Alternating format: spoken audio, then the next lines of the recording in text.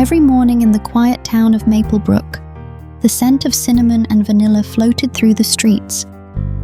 At the corner of Main and Elm stood Rosemary's Bakery, famous for its warm pastries and even warmer heart. But it wasn't just the baked goods that drew people in. It was the teal-painted bench just outside the window, worn smooth from years of use. That bench belonged unofficially to Mr. Whittaker. 83 years old and a creature of habit, Mr. Whittaker arrived each day at precisely 7:30 a.m. With a steaming cup of black coffee and a paperback mystery novel. He'd sit on the bench, nod at passers-by, and enjoy the quiet company of the town waking up. No one knew too much about him. Some said he had once been a teacher. Others whispered about a long-lost wife or children who had moved far away. But no one asked. He seemed content with the silence, and the townspeople respected that. One crisp October morning, the rhythm changed. A little girl, no older than 7, stood in front of the bench, hugging a piece of crumpled paper. Her cheeks were red from the cold, and her eyes looked damp. "Lost something?" Mr. Whittaker asked, his voice warm but gruff. She shook her head.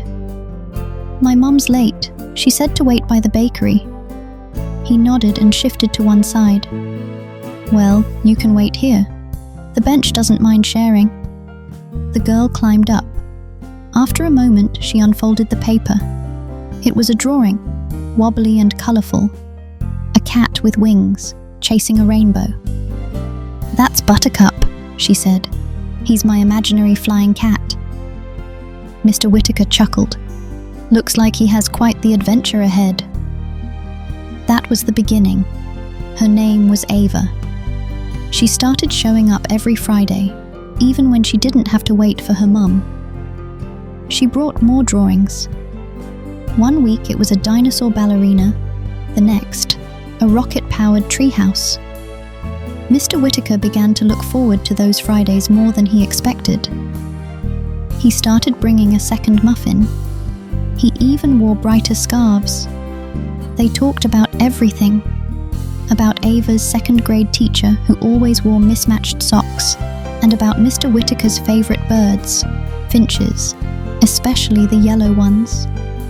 He told her about the time he rode in a hot air balloon. She told him about the gold star she got in art class. The bench, once a quiet witness to time, now became a stage for laughter and storytelling. Then, one day, Ava didn't come. Friday came and went, then another. Mr. Whittaker sat with 2 muffins and a worried heart. He asked the baker, who shrugged. He asked a mailman, who had no idea. Weeks passed. Then, in December, Ava returned. She looked thinner. Her hair was shorter. "I was sick," she said simply, climbing onto the bench. "But I'm better now." He said nothing, just handed her the muffin and squeezed her hand gently. The next week, Ava brought a special drawing. It was of the bench, with a grey-haired man and a girl with a rainbow scarf. Above them, in big crayon letters, it said, "Best friends forever." The bakery framed it and hung it on the wall. That winter, Mr. Whittaker helped her with her reading. That spring, she brought him a handmade Father's Day card. By summer, they had nicknames. She called him Mr. W, and he called her Scribbles. When school started again, their Fridays became shorter. But the bond never faded. One fall morning, Mr. Whittaker didn't show up. The bench sat empty for the first time in years. Ava waited until her mum gently led her away. He was gone. The town mourned. The bakery placed a bouquet on the bench. Ava sat there for hours. That Friday she brought a new drawing. Just the bench, and a little girl, sitting alone.